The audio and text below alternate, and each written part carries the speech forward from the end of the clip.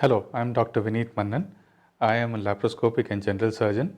My area of expertise is laparoscopic hernia, laparoscopic cholecystectomy, and laser surgeries for piles, fissure, and fistula.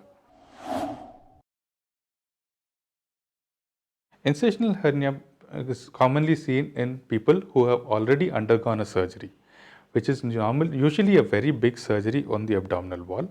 Can be seen in patients who have undergone cesarean sections for deliveries, can be seen in patients who have undergone large abdominal surgeries previously.